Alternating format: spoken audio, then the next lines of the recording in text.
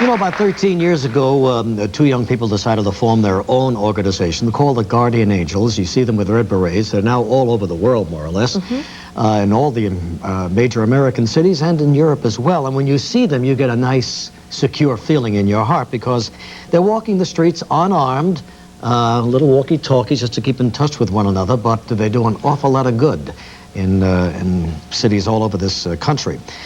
In any event, their leader now has had some trouble in the last few months. 2.5 weeks ago, the latest incident happened on the Lower East Side of Manhattan. Guardian Angel founder Curtis Sliwa shot 4 times in the abdomen, back, and leg area after he was ambushed inside a taxi on his way to WABC Radio, where he and his wife Lisa host a morning radio talk show called Angels in the Morning.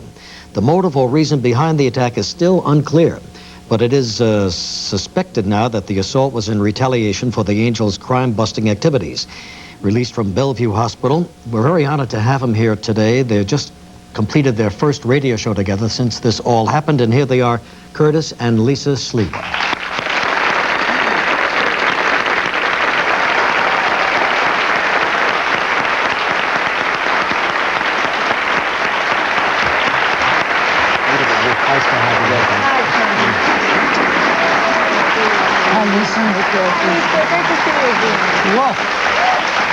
Have a seat. Well, all of us felt sick in our hearts when this latest ambush happened, Curtis, and this so is the second, right? Yes, just got back myself yesterday, and here you are. You came out of the hospital yesterday, and you know, you look pretty good for a guy that's been through what you've been through. Well, I got to tell you one thing. Hospital cooking is actually better than my wife. That's the good news. So That's the good news. Even though I had 6 bullet holes in me and all kinds of Tupperware attached to me, you know, I never knew Tupperware could actually be used for these kinds of purposes. Were there 6 bullets? Well, 6 holes. And actually 3 bullets that ripped through me at different angles in different portions. And then but came out. I am the luckiest guy in New York to have survived 2 attacks within a matter of 3 months and still be walking and talking and cracking good for you. Weisenheimer 100. You know that every morning he gets up early, goes to the corner candy store and picks up the newspapers and hails a cab. And now like most New Yorkers. Yeah, like most people. And this cab knew you were coming, right?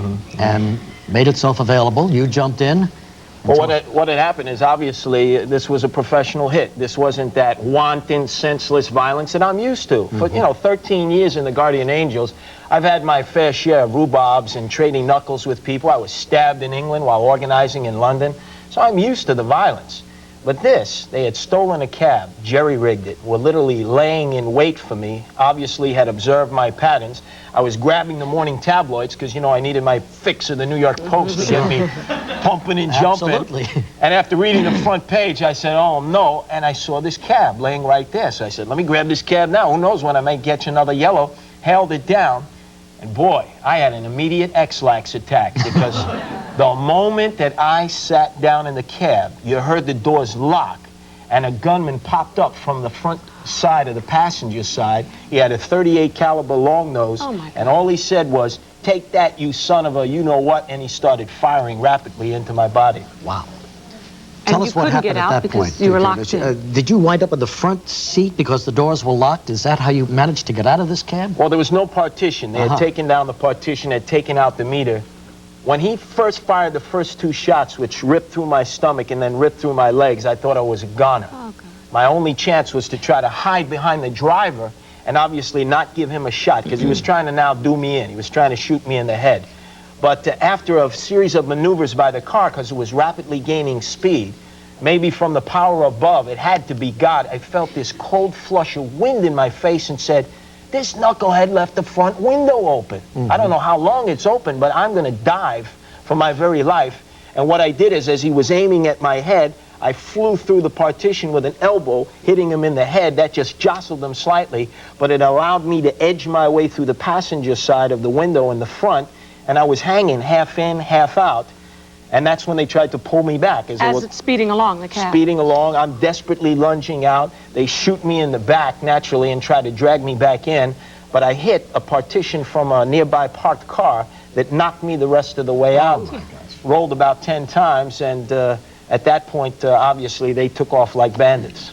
What a story. We got to pause. We'll come right back with more in just a moment. Friday on Live, basketball great Karl Malone. We're talking with Curtis and Lisa Sliwa, the founders of the Guardian Angels, about Curtis's recent attack. And so in any event, did you get a look at this guy who did the shooting? Well, the guy who shot me was wearing a mask to conceal his identity, and I only saw a side profile of the driver.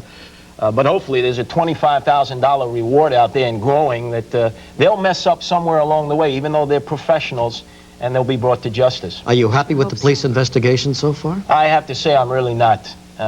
If it had been a police officer shot in the line of duty, they would have been tossing everything in this town upside down.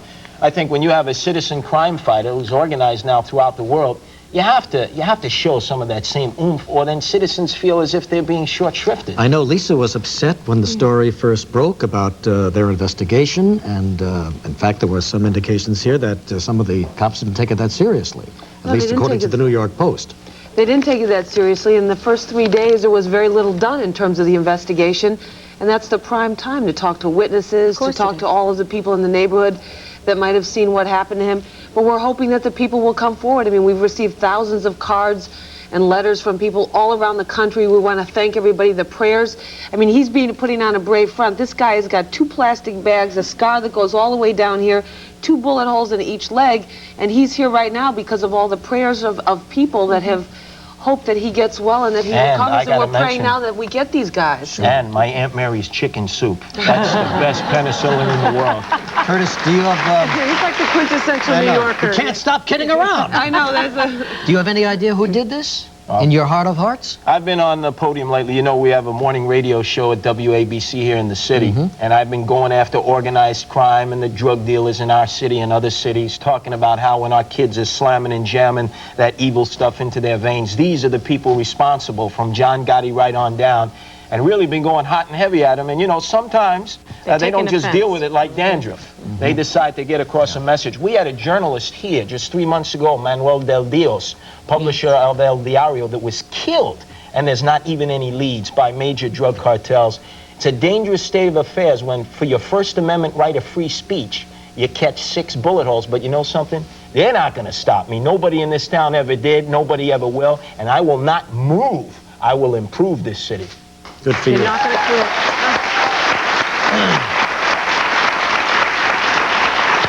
Well, now there were some reports about some kind of a marital problem. That you were in different apartments. At the time. Could you shed any light on that? The apartment that Curtis was at is the Guardian Angel headquarters. It's a place where we used to live. Then when we got the radio station, we took another apartment that had hot water, no mice, no rats.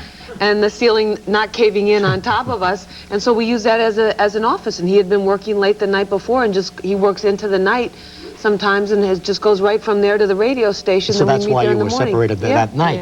You know, it is remarkable what you've been able to do. How many members do you have now? We have 5,000 members in 67 cities. How many countries? England, Sweden, Australia, Canada, about a total of 6 countries. These young overseas. people wearing the red beret, walking around just trying to maintain law and order. And when you people see them out there, understand these young men and women, no weapons, no payment. They're doing it because they believe in our country and they believe in the right of everybody to freely walk the streets like you and I used to when we played stickball, Johnny on the Pony, Ring Alivio. I remember it well. And we didn't have to worry about dodging bullets. That's the kind of America we want to get this back to. And it's up to us young people, us young huckleberries and whippersnappers, to give you old-timers a little bit of peace of mind in your final years. You think the police would be grateful for the help. Curtis, God bless you. You take care of yourself now, okay? Lisa, you're the best. Thank you, Lisa. Curtis, Lisa Sliwa, the Guardian Angels. We'll be back with Tanya Pinkins in a moment.